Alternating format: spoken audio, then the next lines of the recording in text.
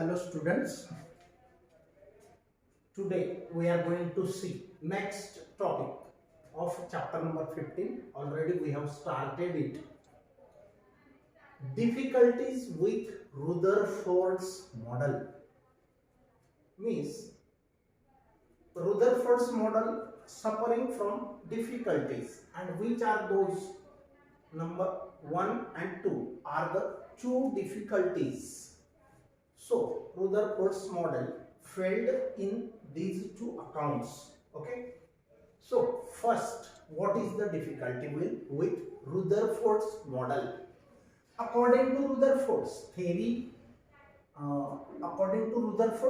electrons revolves in a circular orbit around the nucleus.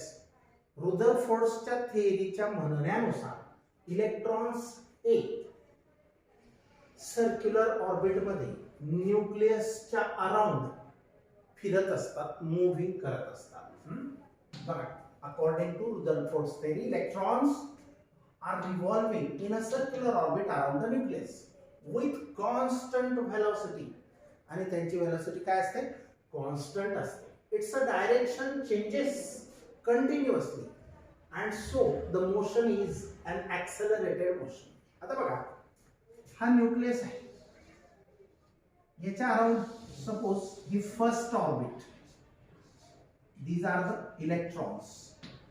Second orbit, there also electrons, they are revolving. तर हे जे electrons moving करत आहेत around the nucleus, this one is the nucleus, positively charged protons and neutrons are present in this nucleus, very small nucleus. तर रुदरफोर्डच्या म्हणण्यानुसार electrons हे न्यूक्लियसच्या around फिरत असतात आणि त्यांची व्हेलॉसिटी ही कॉन्स्टंट असते.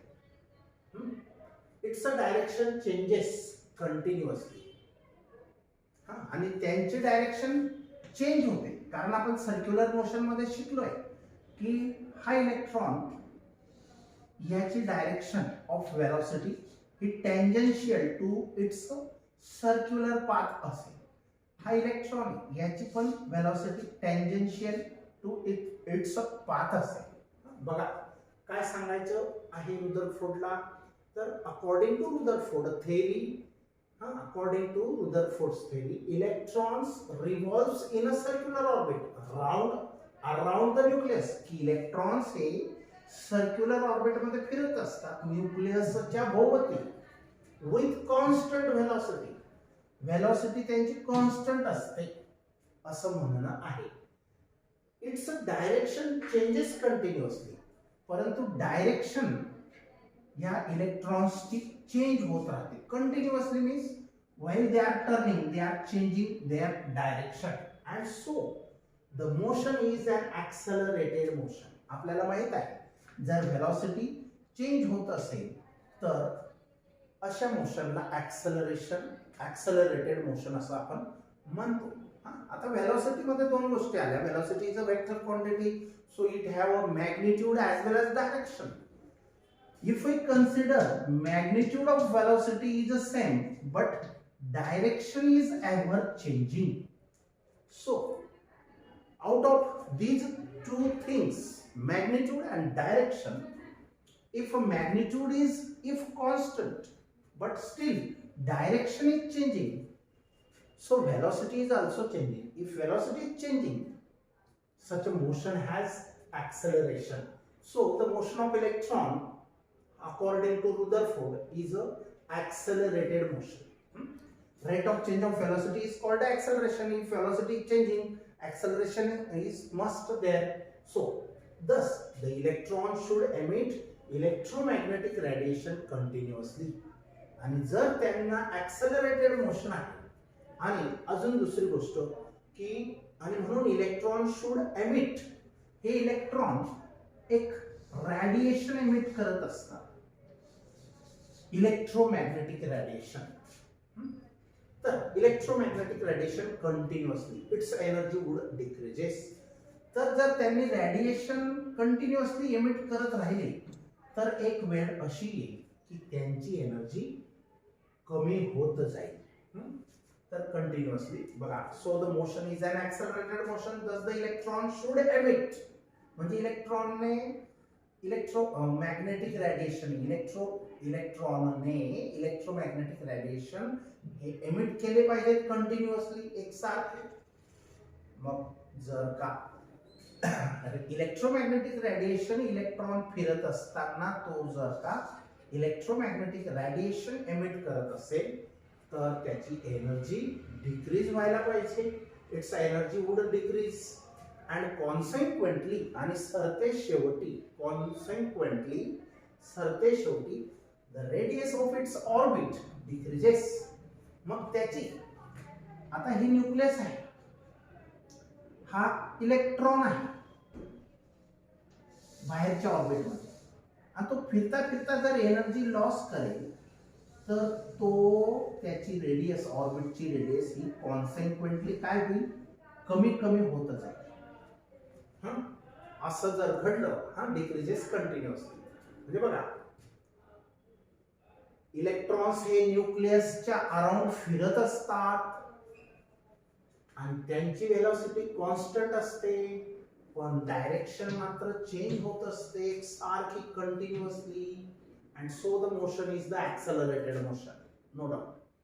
Thus the electron should emit electromagnetic radiation continuously. आणि जर accelerated motion असेल तर इलेक्ट्रॉन हा नेहमी हे असे इलेक्ट्रोमॅग्नेटिक वेव्ह एमिट करत राहील. जर इलेक्ट्रोमॅग्नेटिक वेव्ह इलेक्ट्रॉन एमिट करत राहील तर त्याची एनर्जी डिक्रीज होईल. मग एनर्जी जर त्याची डिक्रीज झाली तर सरते शेवटी तो कुठं जाईल, the radius of its orbit decreases continuously.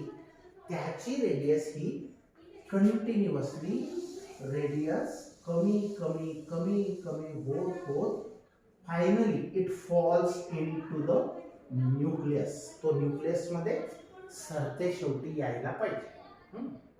Hence the electron would move along a spiral path. मग जर रेडियस कमी होईल तर तो एकाच रेडियसच्या ऑर्बिट मध्ये फिरत राहणार नाही, म्हणजे radius of orbit goes on decreasing and ultimately, आणि सरते शेवटी फॉल इनटू द न्यूक्लियस. आणि तो कुठं फॉल होईल, असा फिरून फिरून स्पायरल पाथ, सरते शेवटी फॉल इनटू द न्यूक्लियस. या न्यूक्लियस मध्ये तो फॉल पडेल. Thus atom would not be stable. मग याचा अर्थ काय झाला की ॲटम हा स्टेबल नाही. पण व्हाईल इन फॅक्ट, खरं तर व्हाईल इन फॅक्ट, परंतु खरं बघायला गेलं तर the atom has most stable structure. Atom हा एकदम स्थिर स्ट्रक्चर आहे, असं काही घडत नाही. इन फॅक्ट म्हणजे खरं तर. समजलं. मग electrons are revolving in a circular orbit around the nucleus according to Rutherford. If it is revolving, it has a constant velocity, but its direction is changing every time. And so the motion, if velocity is changing, the motion is accelerated motion. If it has accelerated motion, then electrons should emit electromagnetic radiation continuously. If electron radiates energy, then it loses its energy. Its energy would go on decreasing, and consequently, and सरते शेवटी the radius of its orbit decreases. त्याची radius ही कमी कमी होत जाईल continuously. Hence the electron would move along a spiral path. आणि तो त्याचा रस्ता फक्त एकच ऑर्बिटचा नसून तो कमी कमी रेडियसच्या ऑर्बिट मध्ये फिरायला लागेल आणि सरते शेवटी ultimately fall into the nucleus. आणि तो सरते शेवटी कुठे येऊन पडेल, न्यूक्लियस मध्ये. आणि जर न्यूक्लियस मध्ये इलेक्ट्रॉन आला तर ॲटम हा स्टेबल नाही. Thus atom would not be stable. तर ॲटम हा स्टेबल राहूच शकत नाही. व्हाईल, परंतु इन फॅक्ट खरं तर the atom has a most stable structure, परंतु ॲटम हा तर मोस्ट स्टेबल स्ट्रक्चर आहे हे सिद्ध झालेलं आहे एक्सपेरिमेंटली. म्हणून हे जे सांगितलेलं आहे हे रॉंग आहे. ओके. आता दुसरा पॉइंट असा आहे, the revolving electrons emit the radiation continuously. जे रिव्हॉल्विंग इलेक्ट्रॉन आहेत ते कंटिन्युअसली एकसारखे इलेक्ट्रोमॅग्नेटिक रेडिएशन सोडत असतील, एमिट करत असतील विथ व्हॅरिंग फ्रिक्वेन्सी. आणि त्यांच्या फ्रिक्वेन्सी, आता या इलेक्ट्रॉनची फ्रिक्वेन्सी जी पण असेल फ्रिक्वेन्सी, तर तशीच त्या दुसऱ्या इलेक्ट्रॉनची फ्रिक्वेन्सी सेम नसेल. व्हॅरिंग फ्रिक्वेन्सी म्हणजे changing frequencies. The revolving electrons emit the radiation continuously with changing frequencies. त्यांची फ्रिक्वेन्सी वेगवेगळी असेल. Hence the spectrum is continuous spectrum. आणि जो स्पेक्ट्रम आहे इलेक्ट्रोमॅग्नेटिक रेडिएशनचा जो स्पेक्ट्रम आहे तो कंटिन्युअस असावा. परंतु they do not constantly emit electromagnetic radiation. पण खरं तर they do not emit constantly the electromagnetic radiation and definitely not varying frequencies. आणि फ्रिक्वेन्सी मात्र वेगवेगळ्या नाहीत. खरं तर the atomic spectrum are found to be a line spectra. तो atomic spectrum खरं तर एक्सपेरिमेंटली फाउंड टू बी म्हणजे आढळून आला आहे लाईन स्पेक्ट्रा. तो खरं तर लाईन स्पेक्ट्रा आहे. आणि म्हणून so Rutherford's model failed on all these counts म्हणजे हे जे मुद्दे आहेत या गोष्टी आपण काउंट केल्या तर रुदरफोर्ड्सचं मॉडेल हे फेल झालेलं आहे. बरोबर. हे दोन डिफिकल्टीज आहेत, may be important for 2 marks. Now we'll stop here.